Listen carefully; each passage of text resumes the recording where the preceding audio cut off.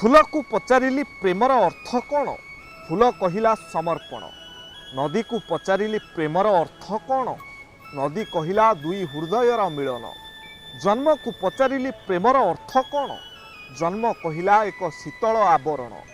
पर्वत को पचारिली प्रेमर अर्थ कौन? पर्वत कहिला निष्ठुरतार कारण। निज को पचारिली प्रेमर अर्थ कौन? उत्तर आसिला दुख आउ सुख मझिरे निश्वास नेबा हेउछि प्रेम। आउ तुमको पचारुछि तुमे कुह प्रेमर अर्थ कौन? झिटिपिटी जेमिति राति सारा पोकोजोको झिंटिका खाई सकाळ हेले महापुरुषंक फोटो पछपटे लुचि जाए।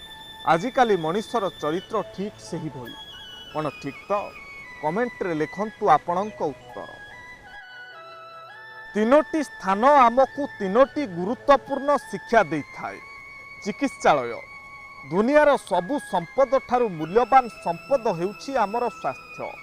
स्वास्थ्य भल नथिले नई बाली परी टंका थिले मध्य सबु किछि बेकार। कारागार स्वाधीनता ठारू बड़ आनंद आउ पराधीनता ठारू बड़ दुख मनुष्य जीवन रे आउ किछि होई न थाए। श्मशान मनुष्य जीवन पानी फोटका परी। एई दुनिया को केही किछि भी सांगरे नेई आसी न थांती आउ केही किछि भी सांगरे नेई जांती नाही।